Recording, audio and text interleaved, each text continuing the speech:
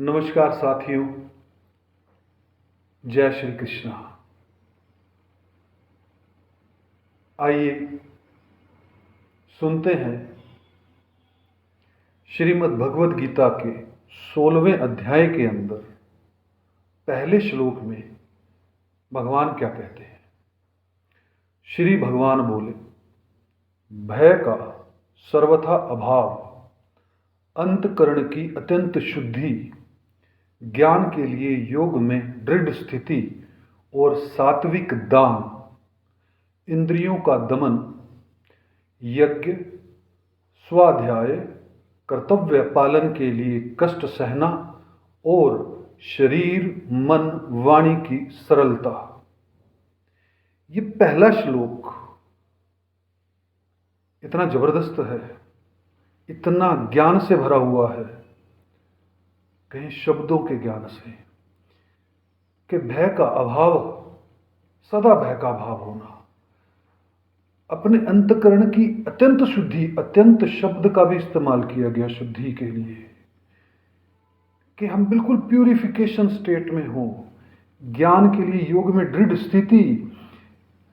जब योग के द्वारा ज्ञान की प्राप्ति होती है तो उसके अंदर दृढ़ होकर, फोर्सफुली, दृढ़ का मतलब आत्म बल का इस्तेमाल करते हुए, सात्विक दान, यहां पर कहा गया कि दान जो हो वो सात्विक हो। इंद्रियों का दमन, श्री कृष्ण भी कहते हैं कि अपनी इंद्रियां जो हैं, हमारी इंद्रियां हैं, उनका दमन करके, यज्ञ, स्वाध्याय, कर्तव्य पालन के लिए कष्ट सहना, अगर हमारा कोई कर्तव्य है उसके पालना के लिए कुछ कष्ट भी सह सकें। शरीर मन वाणी की सरलता, शरीर में सरलता हो, मन में सरलता हो और वाणी की सरलता हो।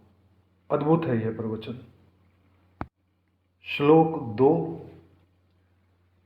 अहिंसा, सत्य भाषण, क्रोध न करना, संसार की कामना का त्याग, अंतकरण में राग द्वेष जनित हलचल का न होना, चुगली न करना, प्राणियों पर दया करना, सांसारिक विषयों में न ललचाना, अंतकरण की कोमलता, अकर्तव्य करने में लज्जा, चपलता का अभाव। ये कुछ ट्रेट्स बताए गए हैं। अहिंसा, हिंसक ना हो, सत्य बोले, क्रोध ना करें, संसार की कामना का त्याग, संसार की जो वस्तुएं हैं उनका त्याग अगर कर पाए, अंतकरण के अंदर जो राग द्वेष चलता ही रहता है, हलचल होती रहती है, चुगलियां जो है, दूसरे की निंदा जो है वो हम करते रहते हैं, और दूसरे प्राणियों पर दया करनी चाहिए। संसारिक विषयों में ज्यादा ललचाए नहीं, न ललचाना ही कहा गया है यहां श्री कृष्ण के द्वारा, ज्यादा या कम भी नहीं।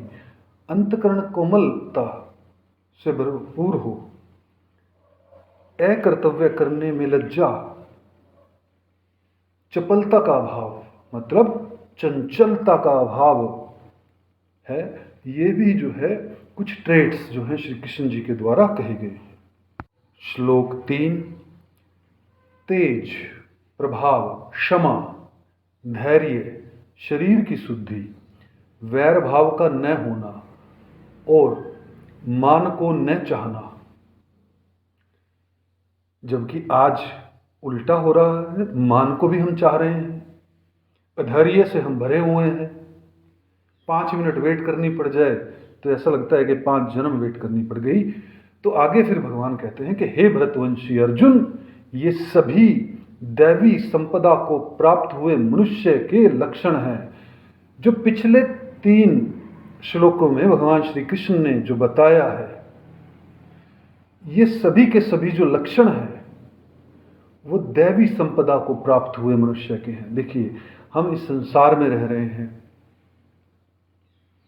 हमारे काम भी हैं, हमारे अंदर क्रोध भी है, हमारे अंदर सब कुछ है, लेकिन ये लक्षण पिछले 3 श्लोकों में बताए भगवान श्री कृष्ण ने कि ये दैवी संपदा से प्राप्त हुए मनुष्य के लक्षण हैं।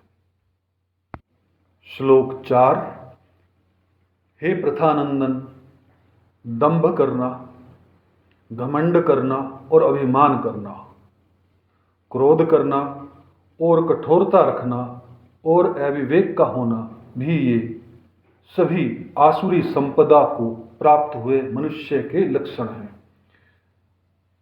और आज के इस युग में दंभ भी हम करते हैं, घमंड भी हमें पूरा है और अभिमान भी हमारे अंदर पूर्ण है, अहम भी है। क्रोध में हर समय भरे हुए हैं, हम सब कठोर हो गए हैं। मनुष्य के प्रति, अलग अलग जीवों के प्रति विवेक की पूर्ण रूप से हानि हो चुकी है। ये सभी जो लक्षण हैं ये आसुरी संपदा को प्राप्त आसुरी लक्षण हैं ये। और ये आज के समय में अगर हम देखेंगे तो 99% लोगों के अंदर ये लक्षण जो है वो विद्यमान है। इसका साफ साफ तौर पर अर्थ है कि आसुरी शक्तियों के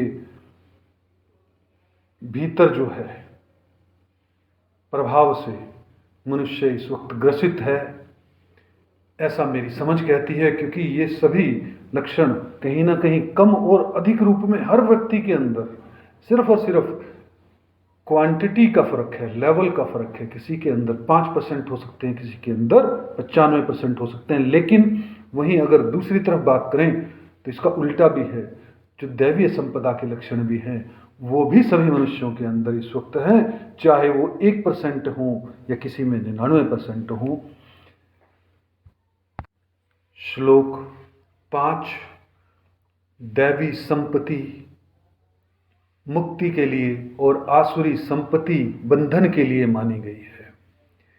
हे पांडव, तुम दैवी संपत्ति को प्राप्त हुए हो, इसलिए तुम शोक चिंता मत करो। यहाँ पर भगवान श्री ने दो बातें कही।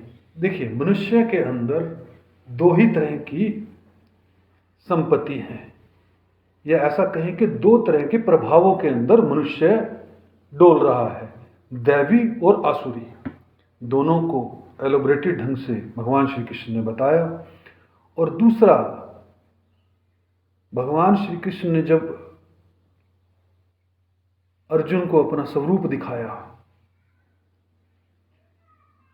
तो इस श्लोक में वो कह रहे हैं कि तुम दैवी संपत्ति को, दैवी संपदा को प्राप्त हो चुके हो, ऐसा भगवान श्री कृष्ण कहते हैं। साथियों, अगर यह वीडियो आपको पसंद आ रही हो तो इसे लाइक कीजिएगा, शेयर कीजिएगा और सब्सक्राइब कीजिएगा। मेरी भगवान श्री कृष्ण जी से, परमात्मा से प्रार्थना है कि आपके जीवन में स्वास्थ्य, सुख, संपत्ति सदैव बनी रहे। जय श्री कृष्ण।